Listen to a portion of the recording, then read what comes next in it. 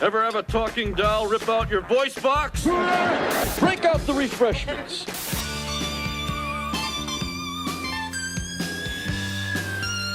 Remember those weird ALF moments you loved, but somehow never really knew? In the 80s, ALF facts weren't just trivia. They were part of after-school laughs, family nights, and a TV alien who felt oddly real. But what if the parts we missed say more than the ones we remember?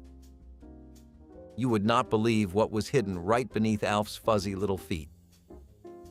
Underneath the colorful suburban living room set was an entire maze of trapdoors, cutaways, and one cramped hatch that turned out to be a puppeteering command center. And that hatch? It was how Paul Fusco, the voice and hand behind ALF, operated the alien every single day. There was no air conditioning, no space to move, and absolutely no light except what leaked in from above.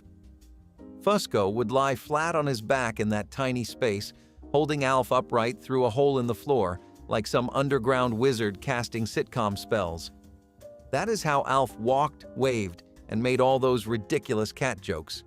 The production team built the set 5 feet off the ground just for this reason. Every scene with ALF meant that actors had to hit marks that were surrounded by traps. They were not just acting. They were performing choreography, dodging trapdoors, cables, and carefully concealed cutouts, all while pretending like nothing was strange.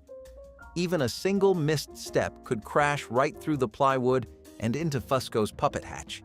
There are behind-the-scenes photos of Fusco lying completely still between takes, with only ALF's head poking out from a living room table or poking up behind a couch cushion. You can imagine how disorienting it must have been, hearing the director call action while staring up at floorboards from the shadows. Paul Fusco operated ALF with one hand, voiced him in real time, and still managed to deliver those perfectly timed punchlines with the same charm every week. He never left that hatch during taping. Bathroom breaks and food had to wait until the end of a scene. It is wild to think that one of television's most iconic characters was born in a dark box on the underside of a fake house. But that little hatch brought ALF to life in a way that puppetry almost never gets to do. It was all physical, all real, and 100% handmade. There was no CGI, no doubles, no green screens, just a guy in a box telling jokes through a sock with ears, and we loved every second of it. If you thought acting in a sitcom was all bright lights and easy laughs, think again. The ALF set was more like a construction site than a soundstage. Because of the way ALF was puppeteered, the entire floor had to be 5 feet off the ground, filled with holes and trap doors where Paul Fusco could pop up with the puppet. That meant every single actor on the show, Max Wright, Ann Shadeen, Andrea Elson, had to perform while walking around literal booby traps, and they were doing it in front of a live audience. There were no marks they could step off of, no safety nets, and no rehearsal space that matched the real thing. Imagine acting out a family dinner scene while constantly scanning the floor to make sure your next step did not end in a sprained ankle. That is exactly what it was like on the ALF set. Crew members had to warn guests, extras, and even the directors about the danger zones on set. And sometimes, even that did not help. Max Wright reportedly hated working on ALF, not just because of the puppet stealing the spotlight, but because he was genuinely afraid of the set itself. He once snapped on set and stormed off after tripping near one of the openings. Tension was so high that some actors refused to rehearse fully, instead running lines off to the side and stepping in only when the cameras rolled. That kind of pressure builds up, and it definitely did. Behind the scenes, there were strict rules about lighting and camera angles. Every movement had to be carefully blocked to avoid revealing the puppet holes or ruining the illusion. Add in the tight filming schedule and long hours, and you start to understand why the ALF cast looked exhausted by season 3. But through it all, the audience never knew. We saw a cozy living room, a sarcastic alien, and a family just trying to get through dinner. In reality, they were walking a tightrope over a puppeteer jungle. The laughs were real, but so were the bruises. Alf may have been the main character, but surviving the set took real acting. You ever fix something with fishing line? Not duct tape, not glue, actual fishing line? That is how the ALF puppet was once held together. On a tight budget and an even tighter timeline, the production team had to make do with what they had. That meant using tackle box supplies to keep one of the most famous puppets in television history from falling apart in the middle of a shoot. And the wildest part? It actually worked. ALF was not just one puppet. There were multiple versions. One full-body ALF for wide shots, one head and shoulders puppet for most scenes, and a few backup pieces in case anything broke. But despite all those backups, the main puppet still took a beating. The felt wore down, the eyes got scratched, and the mouth mechanisms would jam during rehearsals. When that happened, the crew would grab a sewing kit, a roll of fishing line, and a flashlight and patch him up like he was an old pair of boots. There were nights where Paul Fusco would stay after hours with the effects team, rethreading wires and tightening joints just to get ALF's mouth to open right for the next shoot. They could not afford to replace parts too often.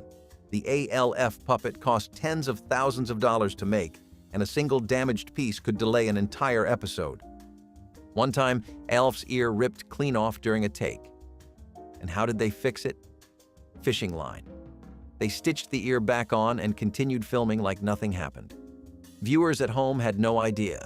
The puppet looked the same, sarcastic, furry, and grinning like always. That kind of behind-the-scenes problem-solving happened constantly. From stuffing socks into the puppet's body for extra volume, to using black thread to keep his fingers in position, ALF was a Frankenstein of quick fixes. But that was part of the charm. This was not a sleek, modern effect. This was television magic held together by thread, tape, and a lot of caffeine. It makes you appreciate just how much work went into every eye roll and one-liner. ALF might have looked effortless, but he was patched, stitched, and literally tied together behind the scenes. Somehow, that made him feel even more real. There was a time when ALF never even made it to Earth. Before he crashed into that suburban garage in the first episode, he was just Gordon Shumway, a sarcastic, troublemaking alien living on the planet Melmac. And believe it or not, there was an entire animated series dedicated to that version of ALF. It was supposed to show us what life was like back home, before the spaceship, before the Tanners, before the cats. But here's the weird part. The show got canned before most people even knew it existed.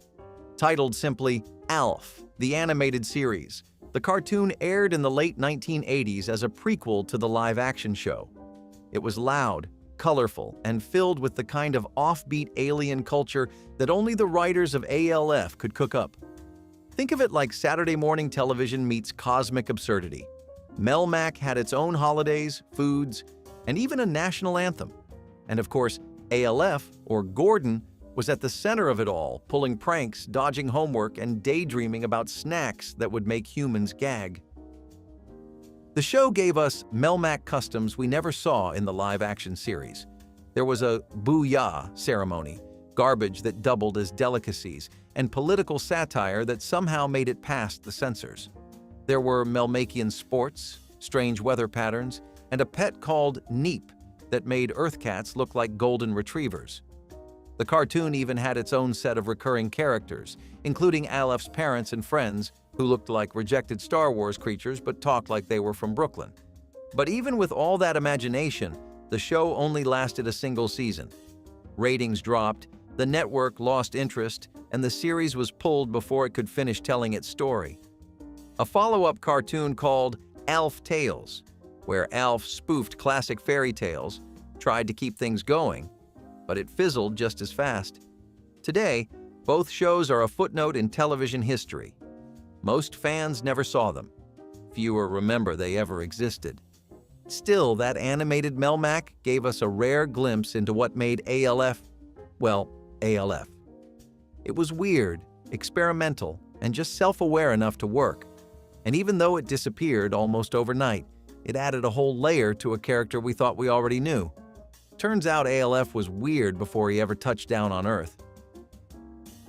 Okay, this one's going to sound fake, but ALF had a rock album. Not a song, not a guest feature. A full-blown, vinyl-pressed, studio-recorded novelty record with ALF on lead vocals. It was called ALF Sings, and it featured the alien crooning out pop hits, weird ballads, and original songs that sounded like karaoke on a spaceship. And the wildest part, it kind of slapped. Released in the late 1980s, the album was part of the full ALF merchandise explosion. T-shirts, dolls, lunchboxes, you name it, they made it. So why not a music album? After all, ALF was already cracking jokes and making wisecracks on television. Giving him a mic just seemed like the logical next step. The producers leaned all the way in on the gimmick, and what they got was pure, chaotic brilliance. The album included covers of old-time rock and roll and Born to Be Wild, along with original songs like Melmac Girls and Lucky Day. ALF's voice, provided of course by Paul Fusco, was somewhere between lounge singer and stand-up comic. He did not really sing as much as he narrated with melody, but somehow it worked. The songs were catchy, full of bizarre alien commentary, and surprisingly well-produced. They sounded like something you would play at a retro dance party just to watch your friends lose their minds. And it was not just a one-off. The album had a full promotional rollout, including commercials, radio ads, and posters. ALF was treated like a real artist. Fans could even buy a cassette version to play in their cars. Imagine driving down the road, windows down, blasting Melmac Girls like it was the summer anthem of 1988. People actually did that. Even the cover art was amazing. ALF posed like a rock star, sunglasses on, holding a microphone like he was about to headline Madison Square Garden. It was ridiculous. It was sincere. It was ALF. ALF Sings was one of those pop culture oddities that should have crashed and burned, but somehow it did the opposite. It became a cult hit, the kind of thing fans passed around at parties or pulled out as a joke that turned into a full listen. It is just more proof that ALF was not confined to a living room set. He had a life, he had a planet, and yes, he had a record deal. You know those actors who stay in character between takes? Paul Fusco was that times 10. Not only did he voice ALF on screen, he stayed in character as ALF off screen too. We are talking interviews, press junkets, promo spots, and even blooper reels. ALF was not just a puppet. He was a living, breathing, wisecracking alien from Melmac. And Fusco made sure that nobody ever saw the seams. It started with the show's very first season. Fusco believed that the magic of ALF only worked if people believed he was real. So whenever the puppet was on set, Fusco would speak as ALF. Crew members would direct ALF, not Paul. Guest stars would be introduced to ALF, not the man beneath the floorboards. If you tried to talk to Paul while the puppet was on his arm, you would not get a response. But ALF might chime in with a sarcastic comment about your shoes. This commitment was more than just a gimmick, it was the brand. Fusco did radio interviews as ALF. He appeared on talk shows including The Tonight Show, never once breaking character. It was like watching Jim Henson, except if Kermit had a Brooklyn accent and made fun of your mom, and somehow it never got old. Some of the cast found it exhausting. After all, it is hard enough working with a puppet without also pretending he is real during lunch breaks. But for Fusco, it was all part of the illusion. ALF was not just a show, it was an experience. Kids wrote letters to him. Adults invited him on TV specials. And through it all, Fusco kept the wall up. No winks, no nods. Just ALF. There is a story from a charity event where ALF met with children in a hospital. Fusco stayed in character the entire time, even pausing mid-joke to check in with Melmac headquarters. For those kids, ALF was real, and Fusco never gave them a reason to think otherwise. That level of dedication is rare, even in Hollywood. But it is probably why ALF felt so real to so many people. He was more than a puppet. He was a personality. And behind that fuzzy alien was a guy who never stopped playing along. You probably knew ALF as the furry, sarcastic alien who loved eating cats and hiding in laundry hampers. But did you know he had a full human-style name? That is right. ALF was actually just a nickname. His real name was Gordon Shumway. It sounds more like a high school gym teacher than a wisecracking extraterrestrial, but it was canon from day one. And weirdly enough, it popped up more often than you might think, just never in ways that fans truly noticed. The name Gordon was revealed early in the series, mostly during quiet moments when ALF would refer to his past life on Melmac. Friends, family, even the occasional government agent would call him Gordon. It was not a joke or a throwaway line, it was his real identity. ALF actually stood for Alien Life Form, a name given to him by Willie Tanner when he first crash-landed in the family garage. But Gordon Shumway? That was who he was before the crash, before the sitcom, before the chaos. Shumway was a surname chosen by the show's creators because it sounded completely unremarkable. No zaps, no space dust, no flashing neon signs. Just Gordon Shumway from the Lower East Side of Melmac, population exploding. The contrast between this incredibly average name and ALF's chaotic personality was part of the joke, but most viewers missed it entirely. You could hear it tucked away in background dialogue or see it listed on government documents during special episodes. Occasionally, ALF would even refer to himself in the third person as Gordon when talking about his younger years or old Melmac traditions. And somehow, it always made him sound more ridiculous and more real at the same time. In some expanded universe stuff, yes, that exists. Like comics and books, the name Gordon Shumway got more use. Fans who collected those obscure side projects often had no idea they were reading about the same alien they watched every Monday night. The best part? There were even people who grew up watching ALF and never knew his real name. It was a secret hiding in plain sight. The kind of detail that makes you pause and ask, wait, did they really say that? Yes, they did.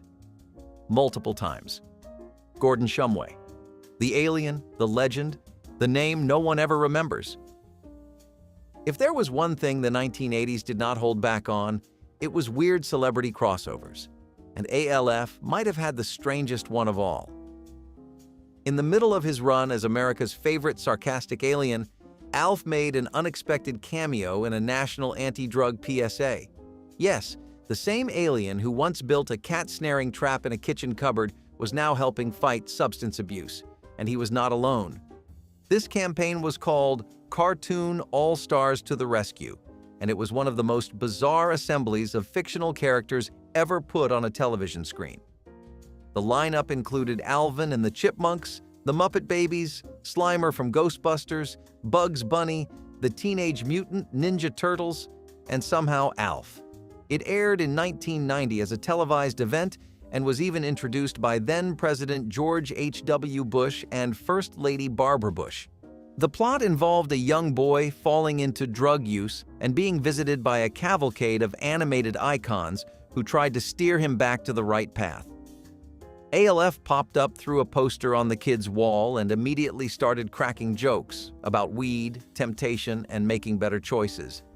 He even told the kid flat out that drugs were for losers, in that classic ALF tone that somehow made you laugh and nod in agreement at the same time. It was surreal. This was not just a short clip or commercial. It was a full episode-length special, promoted on multiple networks and viewed by millions of children. The tone swung wildly from slapstick to serious, often in the same breath. And ALF, standing among a chorus of animated moralists, somehow felt both completely out of place and totally perfect. What makes this even weirder is that ALF had no real history of promoting values or lessons on the show. He was more likely to steal a pizza or hide under a table than deliver a message about peer pressure. But in that PSA, he stepped up, looked straight into the camera, and told kids not to do drugs. It was jarring, oddly effective, and very much a product of its time. Today, it feels like something you dreamed after watching too much Saturday morning television. But it was absolutely real. ALF, the alien, became ALF, the role model. Just for a moment. ALF had his own talk show, not a fictional one on Melmac, not a skit or parody, an actual late-night style talk show, filmed in a real studio, aired on national television, and hosted by a puppet. In the history of surreal television moments, this one deserves its own trophy. It was called ALF's Hit Talk Show, and it aired in the early 2000s as a short-lived experiment on the Fox network. The idea was simple: bring ALF back, but this time as a host. Instead of dodging the Tanners or hiding from government agents, ALF now wore a suit jacket, sat behind a desk, and interviewed real celebrities in front of a live audience. The result? Absolute chaos. The show had a traditional late-night format: monologue, interviews, musical guests, the whole deal. But every part of it was filtered through ALF's personality, meaning nothing was normal. Guests like Drew Carey and Tom Green showed up and actually played along, answering ALF's ridiculous questions with deadpan seriousness. At one point, ALF asked a guest if they had ever been to Melmac. When they said no, ALF replied, "Lucky for you, we ran out of toilet paper in 1982. The production design was slick, the lighting was legit, and the jokes, while offbeat, hit more often than they missed." ALF even had a sidekick, a human named Ed McMahon, best known as Johnny Carson's longtime announcer. That is right. The guy who introduced "Here's Johnny" was now playing second fiddle to a puppet alien with fur and a cat problem. The strangest thing? It kind of worked. For a few episodes, ALF's hit talk show became one of those late-night curiosities that had people whispering, "Wait, is this real?" It felt like flipping through channels and landing on a fever dream. But it was real. And for a few weeks, ALF was back in the spotlight, talking trash, making jokes, and doing what he did best: commanding the room with total weirdness. The show only lasted a handful of episodes before being quietly pulled from the lineup. Maybe it was too strange. Maybe people just were not ready to let ALF back into their lives. Or maybe, like all great cult moments, it burned bright and fast. Either way, the alien from Melmac had one final bow as the host of his very own late-night circus. There is something weirdly comforting about the idea that sitcoms are filmed in order. Start with breakfast, end with a group hug, and call it a day. But ALF was not your average sitcom, and its production schedule was anything but simple. In fact, the set was so complicated that episodes were rarely filmed in sequence. That is right. The scenes you watched back-to-back on screen were often shot days apart, stitched together in post-production like a sitcom jigsaw puzzle. Why? Because ALF was not just a puppet. He was a puppet with wires, trapdoors, hidden tunnels, and a crew of operators crawling underneath the stage like stagehands in a Broadway nightmare. The set was built 5 feet off the ground to give the puppeteers room to work. That meant lighting had to be precise, camera angles had to hide the seams, and certain shots could only be done when everything lined up just right. So instead of filming scene 1 and then scene 2, the cast would often jump to scene 6, then scene 3, then maybe go back to scene 1, depending entirely on where the puppet crew was set up. Imagine trying to act out an emotional goodbye before you have even shot the hello. That was the ALF experience. Paul Fusco, who voiced and operated ALF, was under immense pressure to get every movement and line perfect. Unlike animation or modern CGI, there were no second chances once the camera rolled. Every blink, every gesture had to be synced perfectly with the script. And if someone flubbed a line, back to the beginning of the setup. So yes, ALF made us laugh, but the process behind the curtain was nothing short of a logistical circus. And filming out of order was just one of many sacrifices the team made to keep the illusion alive. If anything, it makes the final product even more impressive, because somehow, despite the chaos, it all came together. Sitcom finales are supposed to be sweet, maybe a little sad. The family moves on, the credits roll, and everyone feels okay. But ALF did something nobody expected. It ended on a genuinely dark cliffhanger, and it left fans hanging for years. The final episode of the series aired in 1990. It was called Consider Me Gone, and it did the opposite of what viewers were used to. Instead of a warm farewell or funny final gag, the episode ended with ALF being captured by the military. That is not a joke or a metaphor. Literally, the last thing we see is ALF being surrounded by armed government agents, hands in the air, as a helicopter circles overhead. The plot revolved around ALF making contact with his old alien friends who promised to pick him up and bring him back to Melmac, or what was left of it. But right before the pickup could happen, the authorities closed in. And that was it. No rescue, no escape, just ALF, cornered, helpless, and fading to black. The network promoted it like a regular season finale. No one warned viewers that this might be the last time they would ever see ALF. There was no special event, no press release, just a standard episode slot, and then silence. The show was canceled soon after. Fans were left confused, heartbroken, and wondering if their favorite alien was about to be dissected in a government lab. Years later, the creators admitted they never meant for that to be the end. They had planned a 5th season set inside a secret government facility where ALF would be held, and likely cause chaos. But when the cancellation hit, all those scripts went into a drawer, and ALF's fate was sealed. Until 1996, when a made-for-TV movie called Project ALF was released as a sort of closure. But by then, the damage was done. For many fans, the cliffhanger was their final memory of the show. It gave the whole series a strange, bittersweet ending. After all the jokes, the dinners, and the bad cat puns, this is how it ended. Not with a laugh, but with sirens. It is a gutsy move for a comedy, and one that still surprises people when they reach the finale today. ALF, America's favorite alien, left us with a question mark. Back before the internet turned every fandom into a scrollable timeline, being a fan took real effort. And for ALF's most dedicated followers, that meant joining the official ALF fan club, a real, physical mail-in club with newsletters, merch, and even secret codes based on Melmac customs. Yes, this actually existed. And yes, it was exactly as weird and wonderful as it sounds. You would send in your application, usually cut out from a cereal box, magazine, or an ad during Saturday morning cartoons. A few weeks later, your membership packet would arrive in the mail. Inside, you would find an official ALF fan card, some stickers, a welcome letter signed by ALF himself, and a decoder ring that looked like something out of a spy movie, if the spy were a fuzzy space alien with a meatball addiction.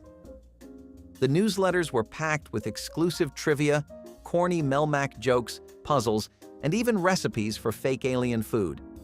Fans could learn how to make space slop or Melmatian mystery stew, which mostly consisted of normal human ingredients dressed up with silly names and neon-colored food dye. Kids loved it. Parents rolled their eyes. It was perfect.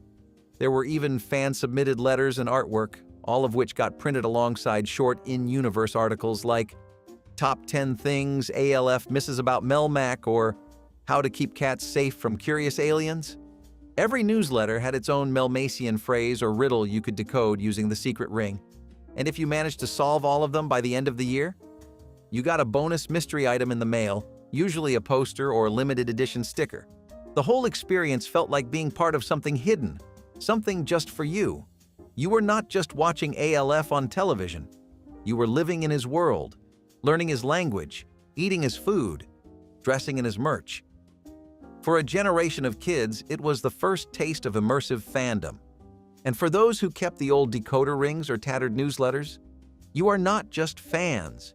You are veterans of a fandom that knew how to have fun, with a side of weird. Of all the weird running jokes in ALF, the one that sparked the most confusion and a little controversy was his obsession with eating cats. It started as a throwaway gag. ALF came from Melmac, where cats were considered a delicacy.